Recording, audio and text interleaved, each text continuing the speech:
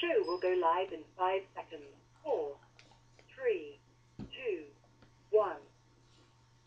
Lost point 8.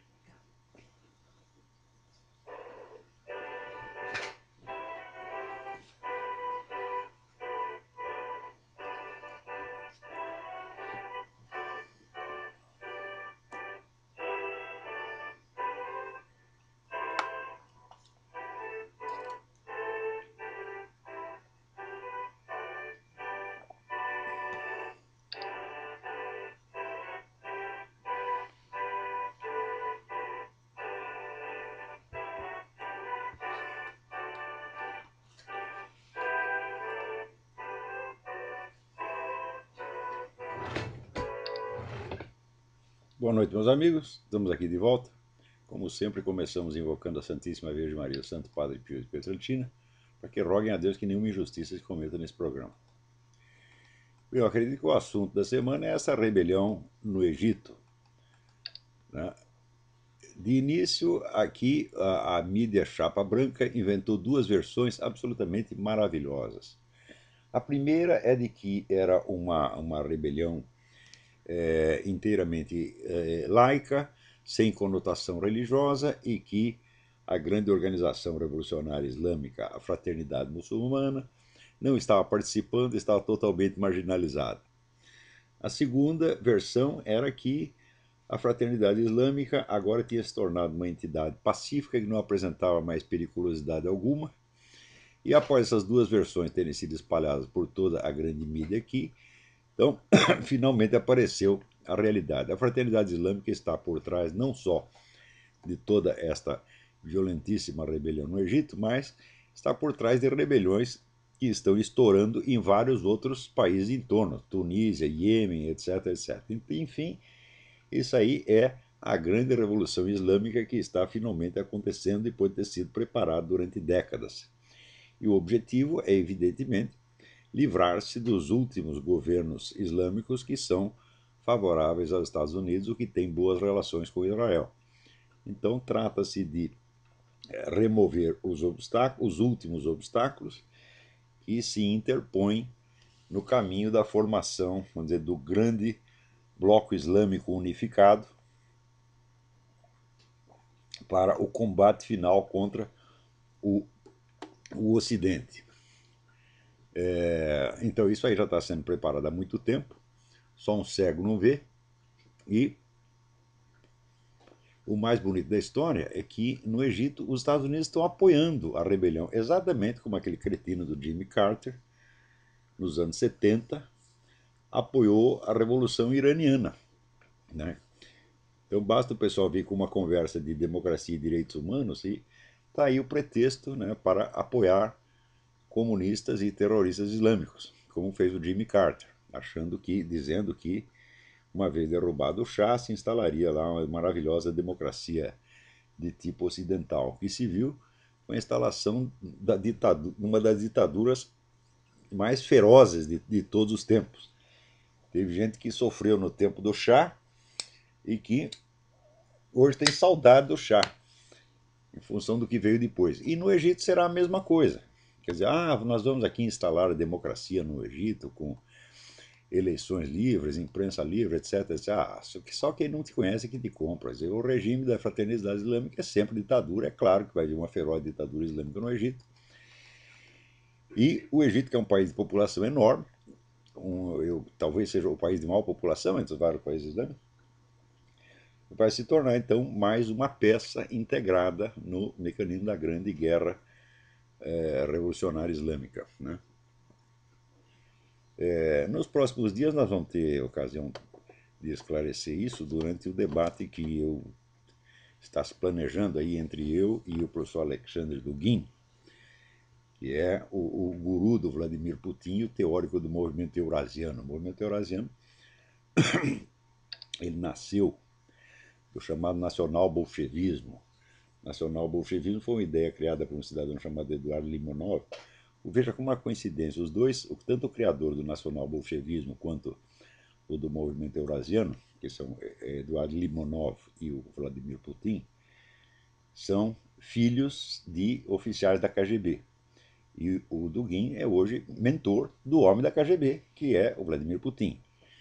Então, vocês viram que o agente por trás de todas essas coisas é o mesmo de sempre, é a boa e velha KGB.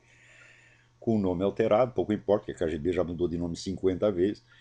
Começou como Tcheca, depois virou NKVD, depois virou não sei quem, depois virou KGB, agora é FSB, tanto faz. Né? O próprio Vladimir Putin, outro dia, disse o seguinte: olha, não acredita nessa história de ex-KGB, não existe ex-KGB. Uma vez que você entrou na KGB, fica lá até morrer. Né? De lá você só sai morto ou, na melhor das hipóteses, você vai para o Gulag.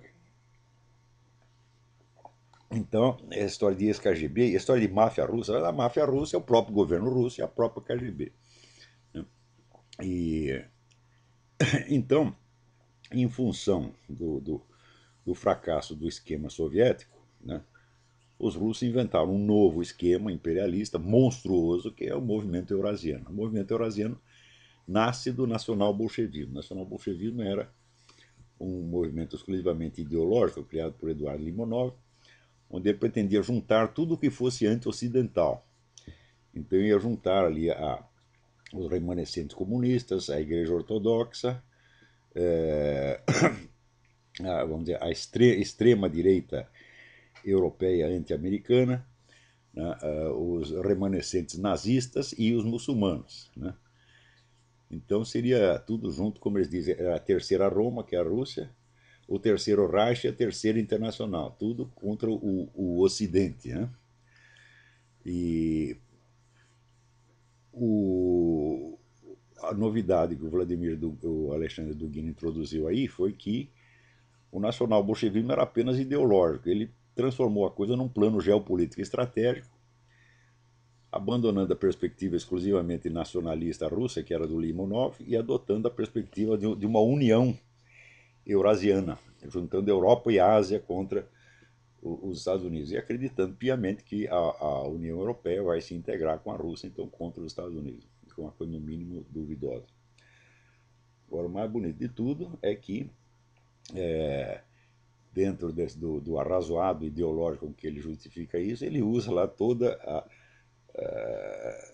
o vocabulário do René Guénon e Júlio Zévola, a tradição, o retorno do sagrado, etc, etc. Tudo isso é uma besteirada, sem dúvida. Claro, isso é um discurso pretextual mais falso que eu já vi na minha vida, porque o Dugin faz ali a crítica do Ocidente baseado num único livro. Ele pega o modelo dele do Ocidente, é o livro do Sir Karl Popper, Sociedade Aberta e seus Inimigos, onde o Karl Popper diz que a sociedade aberta se baseia na inexistência de absolutos e, portanto, na abertura da sociedade a todas as possibilidades. E o Karl Popper é tipo do materialista, cientificista moderno, filho do iluminismo. Né? E o Dugin desce o cacete nisso. E curioso é que ele identifica o modelo que o Karl Popper inventou, o modelo de liberalismo que o Karl Popper inventou, ele identifica isso com os Estados Unidos, quer dizer, como se os Estados Unidos fosse a encarnação do popperismo, né? E esquecendo aqui que metade do país está contra isso, o país está dividido e de maneira alguma ele pode ser identificado, os Estados Unidos podem ser identificados com o esquema globalista. O esquema globalista que no momento está no poder através do Barack Obama e que, vejam vocês, está apoiando justamente a revolução egípcia, assim como apoia toda a esquerda latino-americana e apoia tudo que não presta no mundo e apoia tudo aquilo que o Vladimir Dugin gosta. Então essa história de que o eurasismo é contra o esquema globalista ocidental, isso é uma conversa mole. Estão os dois de mão dadas para implantar no mundo o socialismo, pô. Isso é quando o Dugin descreve ali o modelo econômico a ser adotado pelo eurasismo, e ele diz que é um modelo no qual se resguardará a liberdade de mercado para pequena e média empresa, e o resto vai estar na mão do Estado. Então o que é isso? Isso é o bom e velho socialismo, né? E exatamente o mesmo esquema pelo qual esse esquema globalista está lutando no mundo e que ele apoia por toda parte a mesma coisa. Então essa história está muito mal contada. Né? Agora, a ideia de combater o materialismo ocidental, né, liberalismo materialista, e apelar aos valores tradicionais, né, do sagrado. Isso é uma coisa muito engraçada, porque o sagrado, meus filhos, o sagrado não é uma entidade divina, o sagrado é um conceito acadêmico, né, feito justamente na base de ignorar, né, as diferenças essenciais entre e algumas insanáveis entre as religiões. Para mim, a única coisa que é verdadeiramente sagrada é a intervenção divina, é aquilo que o próprio Deus faz, não as concepções, né, criadas por teólogos ou místicos ou esotéricos daqui e dali. Né? Na verdade, se vocês quiserem saber o que é realmente sagrado, vocês têm que olhar para as intervenções divinas do mundo, como por exemplo o milagre de Fátima, ou os milagres do Padre Pio do Pietrelcino. O resto é conversa mole, o resto é apenas o conceito do sagrado. Né? Pode ser intelectualmente muito bonito, mas é uma coisa vazia no fim das contas. Né? Quer dizer, como é que você pode fazer uma sociedade baseada não, vamos dizer, em tradições divinas mesmo, mas num conceito como esse de o sagrado? É um conceito meramente acadêmico, vazio, e no fim das contas, vocês não podem esquecer que o, entre Alexandre Dugin e Vladimir Putin não há diferença alguma. Eles se amam, se adoram e um segue o outro exatamente. Então é a política do Vladimir Putin. Agora no Brasil tem um monte de idiotas, tá certo? Que se encantaram aí com o negócio do eurasismo do Alexandre Dugin. Falaram, mas quanta baixeza, mas a miséria mental brasileira não tem limite. É o seguinte, o sujeito começa a estudar esse negócio de René Guénon e Júlio Zévora, então ele sente assim, não, as tradições espirituais morreram, o Ocidente abandonou tudo, nós estamos, né, tudo acabou, né, o materialismo tomou conta do mundo. Então eles se sentem muito sozinhos, muito isolados, eles ficam desesperados procurando uma entidade, né, que os proteja, dentro do qual eles se sintam reintegrados. Então aparece o cara com o eurasismo, ele diz, opa, não estamos mais sozinhos, existe um gigantesco movimento mundial que vai restaurar a tradição. E os idiotas caem nisso, meu Deus do céu, que miséria! Pior que às vezes tem no meio alguns alunos meus me matam de vergonha. Mas como vocês são burros, minha gente, mas é burrice demais, demais, demais. Que coisa! Quem é que não está vendo que esse negócio de eurasismo é um esquema da KGB inventado, inclusive pelo seguinte, a Rússia está numa situação miserável, né? E o Dugin confessa, a Rússia não conseguirá se levantar por si mesma. Então o que ela faz? Ela inventa um gigantesco esquema internacional para usar os outros como muleta. E, no fim, tudo isso aí é o quê? Para levantar a economia da Rússia, meu Deus do céu. É. Além disso, o Dugin se queixa. Não, depois as reformas liberais do Yeltsin corromperam a Rússia, criaram a corrupção na Rússia. Digo, ai, como se o regime comunista antes fosse um templo de pureza, tá certo? E não, vamos dizer, o regime mais corrupto da face da Terra. Tem um livro do Konstantin Simes, A Sociedade Corrupta. Leiam, vocês vão ver o que era o regime comunista. Onde você não obtinha nada, nada, nada, a não ser na base da propina. Você não podia chamar o encanador. Você tinha que pagar o encanador do Estado, mas tinha que pagar propina para ele. Tudo era na base da propina. Tá certo? Eu conheci funcionário da embaixada brasileira, lá, não vou dar o nome, né? Que diz, olha, eu lá andava com 2 caixas de champanhe no porta-mala, porque tudo que você ia pedir lá, você tinha que dar um presentinho pro general, pro funcionário, etc. Era tudo assim na Rússia, meu Deus do céu. Agora, por que a Rússia se corrompeu depois da queda do regime soviético? É muito simples, meu filho. Você imaginou que teria acontecido na Alemanha se, uma vez derrubado o regime nazista, você distribuísse o poder entre todos os membros da SS, da Gestapo e do Partido Nazista e deixasse todo mundo nos seus lugares? Ia ser uma comedeira sem fim. Foi exatamente isso que aconteceu na Rússia. Hein? Os parentes aí do Dugin e do Limonov ficaram todos nos seus lugares, ninguém foi punido, ninguém foi perseguido e imediatamente se transformaram nos milionários, na nova oligarquia. São as mesmas pessoas e é isso que corrompeu a Rússia. Não foi a adoção do liberalismo, não, senhor. A hora que começou a privatizar a coisa, quem foi que comprou? O pessoal do governo, que tinha o dinheiro na mão, tinha as verbas da KGB, que eram verbas ilimitadas, em cima das quais nem o parlamento soviético tinha controle do orçamento da KGB. Então esta gente, são os maiores bandidos da face da terra, esses viraram os milionários do dia para a noite. E agora fica lá o Dugin se queixando de que o liberalismo ocidental corrompeu a Rússia. Ora, mas meu Deus do céu, precisa ser muito burro para cair numa conversa dessa. Ou vocês aí, vocês, os caras sabem de quem que eu estou falando, né? Esses assim, guenonistas de botequim que tem no Brasil, uma vergonha, uma vergonha. Quer dizer, se você não é capaz, meu filho, de aguentar a solidão de você ver as tradições espirituais sendo todas destruídas e tudo sendo destruído por um materialismo grosso, se você não é capaz de aguentar a solidão, você não é de nada, você é um fracote, você está entendendo? Você é um bosta. Tá certo? Porque um homem espiritual de verdade, meu filho, ele não conta com as forças deste mundo, ele não precisa de ter um movimento eurasiano pelas costas, ele conta apenas com Deus, ele sabe que mesmo que esteja sozinho, ele vai vencer a parada, meu filho. Nós não precisamos de nenhum apoio institucional, não. É?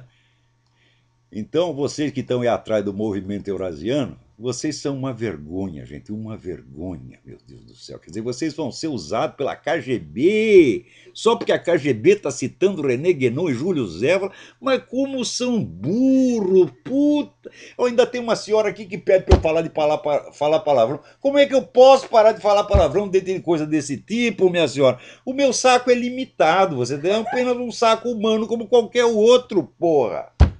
Agora, a burrice brasileira, meu Deus, é uma coisa que ela ainda consegue me chocar, porque a cada semana ela ultrapassa, vai além de toda a imaginação humana, você tá entendendo? Era só o que faltava esses guenonistas brasileiros agora trabalhar para a KGB sem nem saber para quem trabalhando. Vão a merda, tá entendendo? Ora, porra.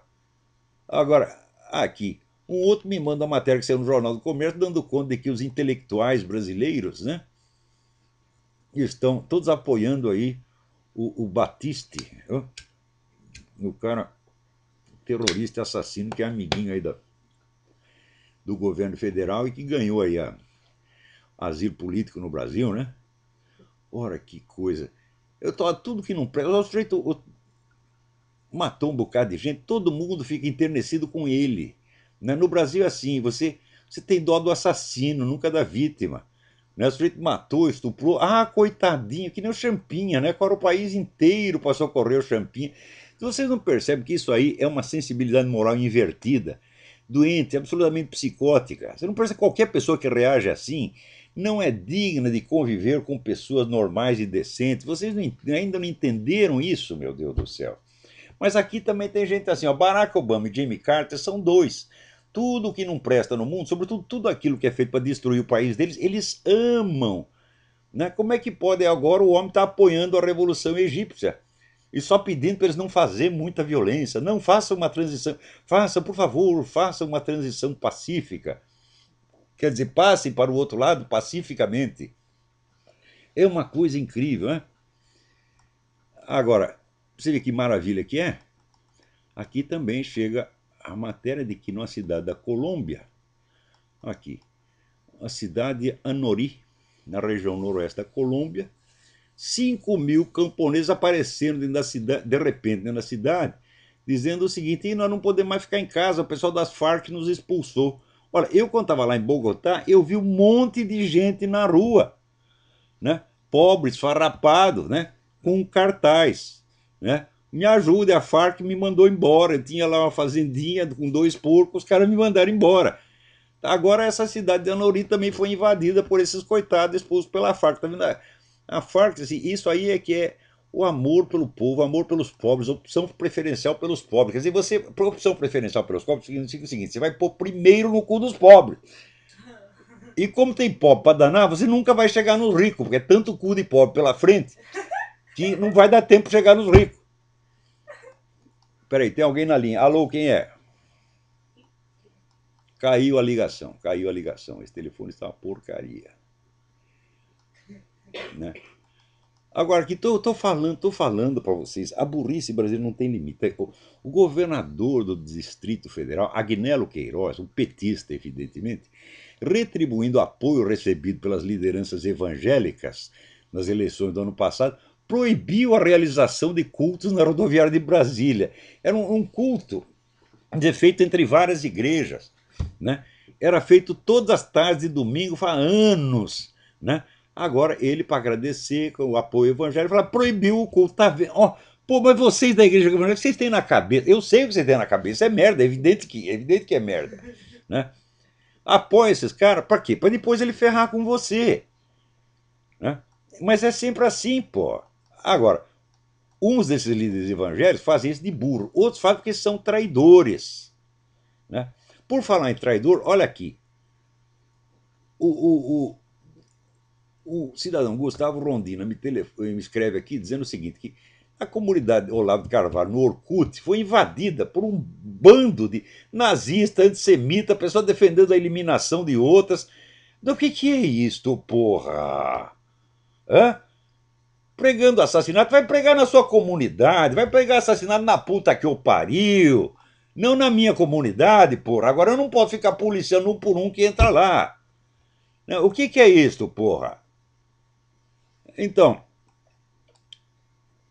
abra a sua própria. Você quer falar besteira? Vai falar na sua própria comunidade. Abra a sua. Agora é o seguinte: você não faz isso por quê? Se abrir a sua comunidade, não vai ter 2 visitantes. 2. Então o que você faz? Vem parasitar a minha. Que nem aquele porra do Rodrigo Constantino, que pelo menos não pregava assassinato de ninguém, né? Vinha parasitar, entrava lá na minha, ficava postando mensagem lá na minha para os outros ler, porque na dele ninguém lia. Então esses filhos das putas, nazista, antissemita, comunista, anarquista, filha da putista, tá todo mundo lá invadindo a minha comunidade para parasitar. Mas que filha da puta, meu Deus do céu. Olha, minha senhora, como é que eu posso parar de falar palavrão? O que a senhora quer que eu fale com eles? Quer dizer, meu filho, por favor, saia daí. Hã? Que você quer? Em vez de mandar o cara tomando cu, eu digo, não, né? Vá fornecer o orifício anal, meu filho. Você quer que eu fale educadamente? Pô, o que é isto? Olha aqui, agora outra coisa. Veja aqui. O nosso já velho conhecido Luiz Eduardo Soares anda espalhando por aí que a alta taxa de homicídios no Brasil é devido à falta de controle da venda de armas. Então ele diz o seguinte, né? No Brasil, ele diz, as armas de fogo, o Brasil tem 16 milhões de armas de fogo, 80% nas mãos de civis, né? E ocupa o primeiro lugar no ranking de crimes por armas de fogo no mundo. Diz ele, vem ele de novo aquela conversa incrível, diz, olha, ele diz 80% dos crimes são cometidos por pessoas que não são bandidas, são pessoas que pegaram a mulher na cama com o vizinho, o outro que não conseguiu receber uma dívida, briguinha, 80% são por causa de briguinha. Meu Deus do céu, mas se esse pessoal tá tão armado assim, né, e mata por qualquer coisa, por que não é grande o número de assaltantes assassinados por suas vítimas? Se esses caras estão armados e dispostos a tudo, então evidentemente, se entra um ladrão na casa, eles vão matar. Então por que é tão ínfimo o número de assaltantes que são mortos por cidadãos brasileiros? Outra coisa, isso aí, o cara vem com a história, não, são crimes cometidos por motivos fúteis. Os bandidos são culpados só por uma quantidade ínfima de crimes. Mas que coisa! E tem gente que leva a sério. Isso é pessoal da Viva Rio. Viva Rio não, chama-se Viva Rindo, porque os caras vão lá em Brasília, pegam quanto dinheiro querem, tá certo? Ainda recebe dinheiro da Fundação Ford, Fundação Rockefeller. Eles vivem rindo, meu Deus do céu. Rindo da sua cara, o cidadão brasileiro. Pô, mas o que é isto? Né? Então, ele diz que o problema é a legislação. Como a legislação? A legislação no Brasil praticamente impede que o cidadão compre uma arma legalmente. É quase impossível. Leva 6 meses a 1 ano para você obter a licença de arma. Tem que fazer exame disso, exame daquilo. Então, veja, no ano de 2008, no Rio de Janeiro, sabe quantas licenças de porte de arma foram dadas? 2 licenças. 2. Quer dizer que dando de 2 em 2 licenças, meu amigo, você espalhou arma pelo Brasil inteiro? Não, isso aí é tráfico ilegal de arma feita por gente da própria polícia, você está entendendo? Então, no que você criar mais leis, dificultando ainda mais o acesso da população às armas legais, você vai interferir numa coisa dessa. Quer dizer, o cara quer tomar as armas de você porque Eles querem que só dois tipos de pessoas tenham armas: o governo e os bandidos. E daí, no fim, você faz que nem na União Soviética, você faz o monopólio estatal do crime. E daí não tem mais nem bandido. Todos os bandidos estão no governo e matam quem eles quiserem. É isso que esses caras gostam, meu Deus do céu. Agora, vem com essas estatísticas, né?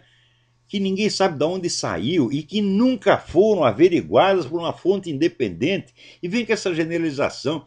Olha que 80% dos crimes cometidos com armas de fogo dizem respeito a conflitos pessoais, com brigas de vizinho e no trânsito, ou motivação passional.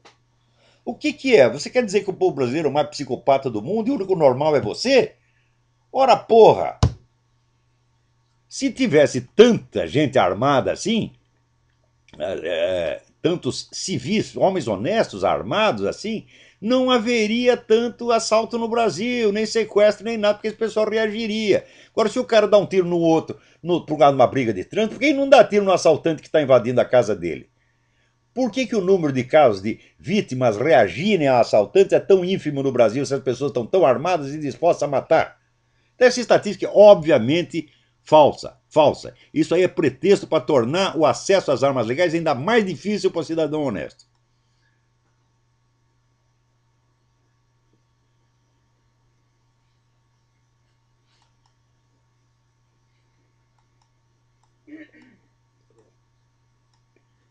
Ora, isso aí já teve um plebiscito no Brasil, mas eles vão fazer que nem fazem na Europa. Eles fazem um plebiscito, não deu o resultado que eles queriam, eles fazem outro, até você cansar e votar no que eles querem. Agora, aqui nos Estados Unidos, né, contrariando todas as previsões de que o clamor pela exibição dos documentos de Obama era apenas uma moda passageira, a coisa está aumentando, está ficando cada vez mais complicada. Por quê? O estado do Arizona está votando uma lei pela qual os candidatos à presidência, para ter o seu registro eleitoral, terão que apresentar a sua certidão de nascimento originária, não aquele resumo vagabundo emitido anos depois por internet que o Obama andou exibindo por aí.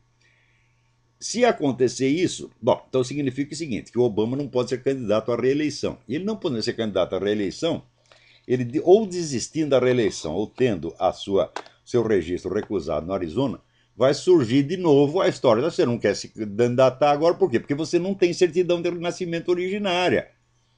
Porque você vê, o governador do Arizona, o governador do Havaí, o tal de Abercrombie, né, ele vasculhou tudo no Havaí e não conseguiu achar uma porra de uma certidão do Obama. Daí foi lá num programa de rádio e disse isso. O cara, tal do Mike Evans, disse isso pro tal do Mike Evans. 3 dias depois o Mike Evans falou: não, eu me enganei, não foi isso. Como é possível o sujeito se enganar numa coisa dessa? Quer dizer, o governador vai lá para ele e diz o seguinte: olha, não achei a certidão de nascimento. E daí o Mike Evans diz: não, eu ouvi mal, entendi mal. Como é possível entender mal uma coisa dessa? É claro que, né, o governador telefonou para o Mike Evans e disse: porra, você deu bandeira de que eu não encontrei a certidão, agora volta atrás, pelo amor de Deus, limpa a barra do Obama. Aconteceu também que aqui no Colorado tinha lá uma proposta de que o sujeito, para adquirir o seu título de eleitor, precisaria mostrar a certidão de nascimento. O pessoal do Partido Democrata, né, rejeitou essa lei. Eles não querem que ninguém mostre certidão de nascimento. Ao mesmo tempo, você veja, o governo do Havaí lançou a campanha seguinte: não, você compre uma certidão de nascimento do Obama. Vocês querem ver a certidão de nascimento? Está aqui. E eles oferecem o quê? O mesmo certificado, o mesmo atestado posterior resumido, que não tem informações essenciais, não tem o nome do hospital, não tem o nome do médico, não tem coisa nenhuma. Que é um negócio emitido 20 anos depois e que qualquer pessoa no Havaí, cidadão ou não, pode ter uma daquela. Então, assim, para tapar a boca das pessoas, pela milésima vez, fala: cadê a certidão de nascimento? Eles mostram a mesmo atestado posterior, de novo, e de novo, e de novo. Peraí, tem alguém na linha. Caiu a ligação. Então agora lançaram essa campanha e estão cobrando $100 por uma cópia daquela porcaria de atestado. De novo. Também aconteceu o seguinte: tinha aquele caso do coronel Terry Lake, em que Você recusou obedecer ordens, dizendo que eu não tinha certeza que o Obama era um presidente legítimo. Então daí foi para a Corte Marcial. A Corte Marcial recorreu à Corte Suprema, né? A Corte Suprema, então, recusou ouvir o caso. Mas acontece o seguinte, que as duas juízas, veja a coincidência, Deus escreve direito por linhas tortas, as duas juízas nomeadas pelo Obama esqueceram de responder ao pedido em tempo, de maneira que agora a Corte Suprema vai ter que ouvir a porra do processo. Elas dormiram no ponto. Agora acontece que, veja a ironia, do processo fazia parte do seguinte parágrafo, né? Se o senhor Obama não comprovar que nasceu no Havaí por meio da exibição da sua certidão de nascimento original, a versão completa, aquela mesma que ele está escondendo faz 3 anos, então não se pode ter certeza de que ele é um presidente legítimo, de que ele é realmente um cidadão nativo americano. E se não temos certeza disso, então todas as medidas que ele assinou são todas inválidas, inclusive a nomeação das duas juízas, né? Então o processo pedia que essas duas juízas fossem afastadas do julgamento desse processo, muito inteiramente justo. E aconteceu que elas mesmas tinham que se pronunciar a respeito do pedido de audiência. E elas esqueceram de fazer. Então agora criou-se uma situação na qual parece que a Corte Suprema vai ter que ouvir a porra do processo, querendo ou não. Aliás, tem juízes que querem, né? O juiz Clarence, o negão, aquele que é o mais velho juiz lá, ele já disse que tem que ouvir, né? O outro italiano, o Scalia, também falou, não, nós não podemos mais fugir dessa questão. Então, mais dia, menos dia, isso aí vai estourar, minha gente. No tempo da eleição, eu já disse, a única questão séria que está em discussão aí é o problema da nacionalidade do Barack Obama. Por quê? Porque o homem escondeu a certidão de nascimento, escondeu seus registros médicos, escondeu todos os seus papéis de universidade, escondeu todos os documentos, então era proibido saber quem é o Barack Obama, enquanto o outro candidato, o McCain, era vasculhado em todos os detalhes da sua vida. E a simples ideia de exigir documentos do Obama, então era condenado como teoria da conspiração. Mas como teoria da conspiração? Ele está apenas pedindo um documento, meu Deus do céu. Né? Então, você vê que esta questão, em vez de ela ser abafada, ela está se tornando cada vez mais explosiva e o Barack Obama não chegará ao fim do seu mandato sem ter que prestar satisfação disso aí. Agora, outra coisa, quando veio aquela lei, né, que eliminou a política do não perguntar no exército, né, quer dizer, se o sujeito é homossexual não se pergunta nada, então essa era a política, não se pode perguntar e não pode responder. Ou seja, não se pode saber se o cara é homossexual. Oficialmente ninguém é homossexual. Por mais que você seja, por mais que todo mundo saiba. Essa era a política. Né? Então eles disseram, não, agora nós queremos que o homossexual seja aceito no exército, não apenas como um cidadão, mas seja aceito como homossexual, quer dizer, ele tem um estatuto privilegiado, né? Porque se o sujeito for, por exemplo, vamos supor, o sujeito é um masturbador compulsivo, punheteiro incurável, né? Ele vai se registrar no exército, vai, quero entrar para o exército. Qual é a sua orientação sexual? Punheteiro, ele não tem que declarar, evidentemente, né? Ele não vai entrar no estatuto especial de punheteiro, mas o pessoal gay quer, ele tem que constar ali, eu entro aqui como gay, né? Então sou oficial general gay, né? Bom, depois que fizeram isso, aconteceram duas coisas. Primeiro, apareceu já um vasto plano de doutrinação gay para todo o exército. É evidente. Né? Se mudou a orientação, então agora vão ter que ser todos doutrinados, que é proibido falar mal do homossexualismo, você não pode dizer que é pecado, etc, etc, senão você vai para a corte marcial e assim por diante. E também os travecos agora também exigem entrar no exército na sua condição sexual adotada e não natural. Né? Então o sujeito nasceu lá, como é seu nome? William McDougall, mas agora eu sou o Jacqueline. Né? Então tem que entrar, agora eu sou a tenenta Jacqueline.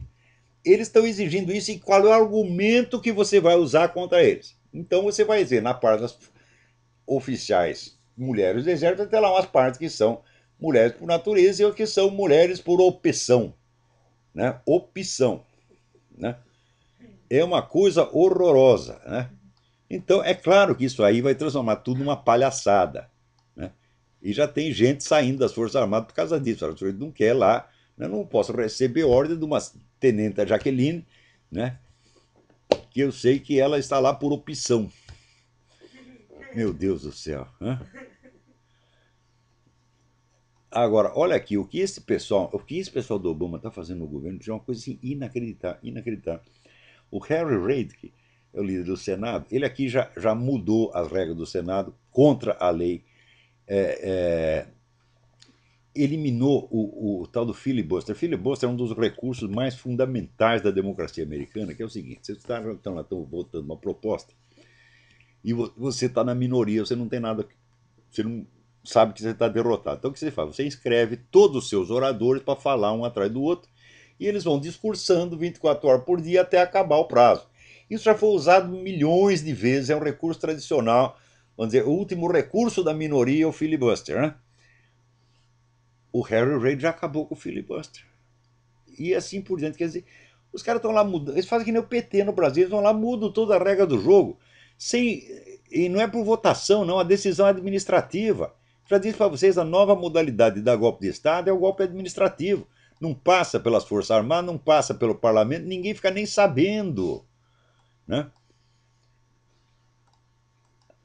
Agora, saiu aqui uma entrevista na Zero Hora com um pesquisador, professor de psicologia na Universidade de Purdue, em Indiana, chamado Jeffrey Karpik. Né?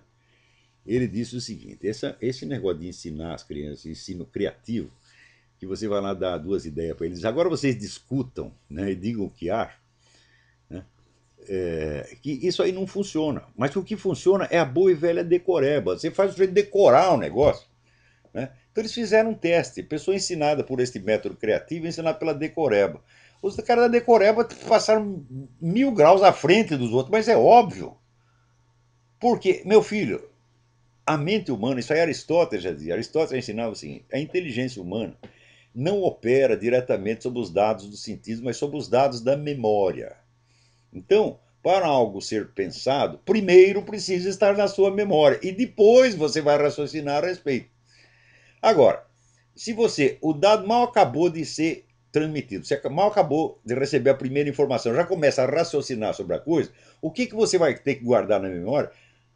Não o dado, mas aqueles mesmos pensamentos fugazes que lhe ocorreram naquele momento. Isso é muito mais difícil de decorar do que a informação propriamente dita. Quer dizer, se eu não consigo lembrar o que estava escrito na parte do livro, como é que eu vou lembrar aquilo que eu pensei fugazmente naquele momento? É inteiramente absurdo. Então o que tem que fazer? Tem que decorar primeiro e mais tarde você raciocina. Essa é a coisa mais óbvia do mundo. Né? Mas no Brasil, desde os anos 60, né, todo mundo era moda falar contra a decoreba. Então daí veio o ensino criativo. Eles começaram com o negócio de. Era chamar colégio de aplicação. Né? Era o colégio dos gênios. Eu vejo que quem que saiu dessa porra desse colégio que vale a pena você prestar atenção? Né? Saiu algum filósofo, saiu algum grande escritor, algum grande cientista? Nada, nada, nada. Né? Agora, olha, cada coisa que acontece, meu Deus do céu. O Glenn Beck, no programa dele, começou a contar a história do George Soros e contou que o George Soros, quando ele era adolescente, ele trabalhava ali num programa que tirava as propriedades dos judeus para dar para os funcionários do partido nazista. E o filho da puta do George Soros trabalhava nisso. É verdade que ele era apenas um adolescente, um moleque, com 14, 15 anos. Pois olha, eu com 14, 15 anos, se me oferecesse um emprego desse, eu mandava enfiar um emprego no cu, evidentemente. Né? Eu vou entregar as casas dos meus patrícios para aqueles que estão nos perseguindo, nem que com 14 anos, com 12 anos, com 10 anos, eu saberia que não é para fazer isso. Mas daí todo mundo diz, ah, coitadinho do Jorge Soros, ele fez isso para ele sobreviver. Diz assim, ele sobrevive no cu dos outros. Pô, o que é isso? Então o Glenn Beck estava lá contando essa história e naturalmente se referiu então à perseguição aos judeus, ao holocausto, etc, etc. O que fez o Jorge Soros? O Jorge Soros tem um grupo de rabino que ele financia. São 400 rabinos que ele está lá enchendo de dinheiro. O rabino de esquerda. Né? Os rabinos escreveram lá para a Fox News protestando contra o abuso do tema do Holocausto. O Glenn Beck falou demais sobre o Holocausto, ele está abusando do Holocausto, e está abusando de chamar o outro de nazista. Eu digo, mas meu Deus do céu, mas era nazista mesmo, o cara trabalhava com os nazistas. Quem trabalha com nazista é o quê? É nazista, porra. Agora acontece o seguinte, o pessoal da esquerda está o tempo todo chamando os outros de nazistas, né, por qualquer coisa. Quer dizer, você é contra o aborto, você é nazista, você é culpado do holocausto, né? Não é assim que eles fazem? Agora o Glenn Beck se refere ao nazismo num contexto perfeitamente adequado, que é da história de um sujeito que colaborou com os nazistas que estavam lá pondo no cu do judeu. O que faz o George Soros? Escorrega um dinheiro para esses rabinos filha da puta, vendido, você tá entendendo? Para eles reclamar do Glenn Beck, que tá falando a favor deles, porra! Né? E estão lá ajudando o cara que ajudava a persegui-los na Alemanha. O que é isto, meu Deus do céu? Olha, esses brasileiros que estão aí colaborando com a KGB sem saber, né, são o mesmo tipo desse rabino, meu Deus do céu. O que há, meu Deus do céu? Olha aqui, agora alguém aqui me pergunta, Bruno Braga pergunta, né? Gostaria de saber se vocês pensam que há hoje uma articulação profunda entre a esquerda e as Forças Armadas no Brasil. Olha, eu acho que há sim. Eu acho que há, porque você vê a subserviência das Forças Armadas a tudo que está sendo feito no Brasil, desde há 8 anos. Né? Veja, um tempo atrás eu li até mencionei no programa passado, um simpósio que houve na China sobre estratégia comunista. Quer dizer, olha, o negócio agora é a gente chegar ao poder pela eleição, mas uma vez que você foi eleito, você não sai mais de lá. Você boicota as possibilidades do adversário e você não sai mais de lá. Quer dizer, você chega lá legalmente, você faz como Hitler. Chega lá e vence a eleição e fica, não sai nunca mais. Exatamente o que o PT está fazendo no Brasil. Eu disse que ia fazer. Na primeira eleição de 2002, eu disse que o PT nunca mais vai sair. Eu falei, assunto encerrado, a democracia no Brasil acabou, agora o sistema foi substituído pelo sistema petista. O PT engoliu o sistema. Ele é um partido que comeu o Estado. Né? Então, leiam até, tem esse estudo do professor José Justo de Tavares, confirmando o que eu estava dizendo desde 2002, está lá no Mídia Sem Máscara, sobre o que é um partido constitucional, um partido não constitucional. O PT não é um partido constitucional. O partido constitucional é aquele que opera dentro da Constituição, dentro do sistema, portanto, dentro do sistema de rodízio de poder. Governa um pouco, depois vem o outro partido, depois vem o outro. Nada, o PT foi lá para ficar e engolir o Estado, e está fazendo isso. E esse pessoal das Forças Armadas está fazendo de conta que não veio, está colaborando, está lá batendo continência para esses filhos das putas. Então, olha, sinceramente, eu acho que tirando meia dúzia de oficiais da reserva, que eu conheço, são meus amigos, são pessoas que eu respeito, e mais 2 ou 3 estão lá dentro, olha, eu acho que esse pessoal tá tudo vendido mesmo, tá entendendo? E vendido de graça. Peraí, tem alguém na linha. Alô, quem é? Olá, boa noite, André aqui de Salvador, tudo bem? Tudo bem, André? Olá, eu vou dar duas informações a respeito do livro, fazer uma pergunta e depois eu vou te ligar.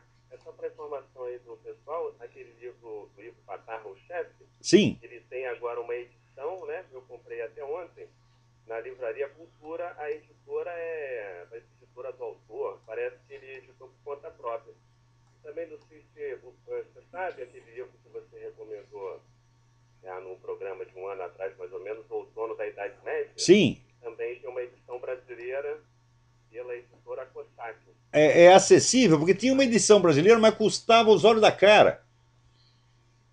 Então essa é uma edição bonita, capa dura e tal. E o chefe é uma edição mais simples, mas está à venda na Livraria Cultura. E agora a pergunta, Olavo, depois eu vou te explicar, é sobre educação de jovens e adolescentes, né, que você se empenha muito na educação, me parece mais de nós adultos. Então, o que você recomendaria, assim, de forma geral, mais para a gente, para começar, se é que a idade é correta, começar com criança ou adolescente, quando deve começar, alguma coisa assim, uma linha geral. Tá? Vou te ligar, um grande abraço, tudo de bom. Obrigado. Tudo de bom para você. Bom, então, em primeiro lugar, esse livro do Ivo Patar, esse aí tem que ler, porque aquela história de que o Lula não sabia nada do mensalão é mentira, mentira. Né? Tá tudo lá. Lê o livro do Ivo Patar, você vai ver. O homem era realmente. O livro chama-se O Chefe, e o Lula era o chefe do mensalão. Esse homem tinha que estar na cadeia. Né? Quanto ao livro Outono da Idade Média, é um clássico da historiografia, mas parece que a edição está meio cara. Né? Agora, veja você. Aqui, eu estou falando do negócio do Glenn Beck. Né? Peraí, deixa eu responder a pergunta do André primeiro. Eu acho, primeira coisa, não sou eu a pessoa a quem você tem que perguntar isso aí. Quem tem que perguntar é o professor Luiz Carlos Faria da Silva, que esta semana publicou, de parceria com meu amigo Miguel Najib, né, um artigo dizendo que, por convenção internacional assinada pelo Brasil, quem é aos pais que incumbe a educação moral das crianças, aos pais e não ao Estado. Quer dizer, o pai e a mãe têm o direito de educar a criança segundo o princípio moral que bem entendam, e o Estado não tem nada a ver com isto. Isso, note bem, convenções internacionais são obrigantes, o Brasil é obrigado a atender isso aí, e está violando isso aí uma atrás do outro. Esse negócio de você ficar forçando educação homossexualista em cima de crianças cujos pais são contra isso aí viola convenções internacionais assinadas pelo Brasil. Não deixem de ler esse artigo que saiu na Folha de São Paulo esta semana. E daí, se querem orientação para a educação de crianças, falem com o professor Luiz Carlos Faria da Silva. Então, parabéns ao Luiz Carlos e ao Miguel Najib por esse artigo que já é extremamente útil e oportuno, né? Agora, vejam você, eu estou comentando aqui o negócio do Glenn Beck, dizendo que o pessoal da esquerda chama todo mundo de nazista à torta e à direita, e os rabinos jamais reclamam, quer dizer, usa a acusação de nazismo até para rotular pessoal cristão ou judeu que é contra o aborto, porra. Se é contra o aborto, você é nazista. Mas o que é isso? Agora, o Glenn Beck não pode chamar de nazista um cara que foi colaborador do nazista. Que porra é essa? Agora, esta mesma semana, a dona Dilma Rousseff diz aí que o regime militar brasileiro foi igual ao nazismo. Ora, porra! O que é isso? E pior, ela diz o seguinte, ela diz que a ideia de assassinato em massa, repressão em massa, foi inventada pelo nazismo. Não, senhora! Eu sei que a senhora nunca leu um livro na sua porca vida, tá certo? Mas quando os nazistas começaram a perseguição, que foi por volta de 37, 38, fazia 20 anos que o assassinato em massa já estava institucionalizado na Rússia. Quando Hitler chegou ao poder, já haviam matado 10 milhões de pessoas na Rússia. Os seus amigos, esse que é só puxa-sacos comunistas, tá certo? Agora, depois aparece o nazismo, então é fácil, o nazismo acabou. Então é fácil você açoitar cavalo morto. Toda hora aparece gente advertindo, olha aí o nazismo, cuidado. Outro dia apareceu um camarada aqui, até dizendo, olha, você vê como são as coisas, tem uma cidade nazista na Alemanha, porra. Os nazistas dominaram a cidade. Eles são donos de 7 das 10 casas que compõem a cidade. Olha que perigo! Hã? Então fica todo mundo alertando para o perigo nazista, enquanto o comunismo está tomando conta do mundo. E, embora os nazistas tenham sido punidos e justamente perseguidos, o pessoal comunista que fez muito mais do que eles, matou muito mais gente, tá tudo lá belo e folgado, nadando em dinheiro, porra. E fica aí a dona Dilma Rousseff. Ora, pô, dona Dilma Rousseff, se o regime brasileiro fosse igual ao nazismo, a senhora não estaria viva, só estaria morta. Certo? Teria sido morta e cremada no forno crematório, né? Quer dizer, veja, o regime brasileiro matou 300 pessoas enquanto essas pessoas matavam outras 200. Quer dizer, houve um conflito e alguém perdeu. Naturalmente, o lado perdedor matou menos gente. Isso é pela lógica das coisas, né? Quem mata menos gente perde. Então, isso foi tudo o que aconteceu. Naquela época, o povo brasileiro vivia em segurança, ninguém tinha medo de sair na rua. Agora você não pode mais sair na rua. Quer dizer, a situação era muito ruim, podemos dizer, para um grupo de, digamos, 10 mil pessoas. Só que fora a esquerda nacional, passava muito mal. Os outros todos passavam muito bem. Só que a senhora fazia parte dos 10 mil, estava lá assaltando banco, né? E agora não deixo mais a senhora assaltar banco. Aliás, a senhora agora não precisa, agora a senhora pode fazer o assalto por meios legais. Né? Aliás, voltando aqui ao assunto do Obama, essa semana um funcionário do Registro Civil, né, registrou em cartório uma declaração de que não existe nenhuma certidão de nascimento original do Obama no Registro Civil do Havaí. Ele diz que não apenas ele verificou isso, mas que os superiores dele declararam isso várias vezes para ele. O cara foi lá no cartório e registrou isso aqui. Olha, isso aí não é brincadeira, quer dizer, o cara está jogando com a própria vida nessa brincadeira, né? Nessa história. Vamos ver o que mais tem. É tanta notícia, que a gente fica até meio besta aqui.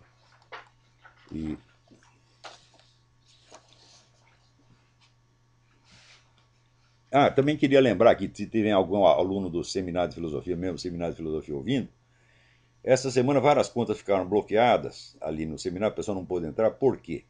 porque o nosso gerente, o Silvio Grimaldo, ele veio passar um tempo aqui em Washington e caiu uma nevasca em Washington, que a cidade ficou sem eletricidade, sem internet, sem coisa nenhuma por vários dias. Então ele não podia fazer absolutamente nada. Né? Então agora ele veio aqui, pediu asilo político aqui em Richmond e está a salvo, ele vai regularizar isso aí. Né? Outra coisa, aqui, a Human Rights Foundation enviou uma carta a Trinidad Jiménez, ministro dos Assuntos Estrangeiros da Espanha, pedindo que a Espanha reconheça a existência de prisioneiros de consciência na Venezuela, reconheça oficialmente. Né? E cita aqui alguns casos. Então, vamos acrescentar esses casos. Né? Escrevam para a Human Rights Foundation, olha aqui, info@thehrf.org, mencionando o caso do Alejandro Penha Esclusa para que eles incluam nesse negócio. Né? Então, a Human Rights Foundation é formada, inclusive, por ex-prisioneiros de consciência como Vladimir Bukovsky, Václav Havel e outros. Então, Elie Wiesel é gente que sabe do que se trata porque já passou por isso. Né? Então, agora, esta semana, aquele juiz lá da Venezuela, que já tinha falado horrores do Alejandro Penha Esclusa, já viu o juiz sair falando mal do réu antes da primeira audiência? Quer dizer, isso é anunciar a sentença com antecedência. Então, esse mesmo cara, como se esperava, ele decretou que assinou lá que vai haver um processo contra o Alejandro Penha. Quer dizer, a simples prisão dele já é um escândalo. Agora, haver um processo, como processo? Diz que tinha bombas lá. O Alejandro diz o seguinte: olha, quem plantou essas bombas lá foi a própria polícia na hora que chegou. Mas se o Alejandro Penha, o homem engenheiro, meu Deus do céu, ele vai guardar a bomba embaixo do bercinho das filhas? O que é isso, porra? Né?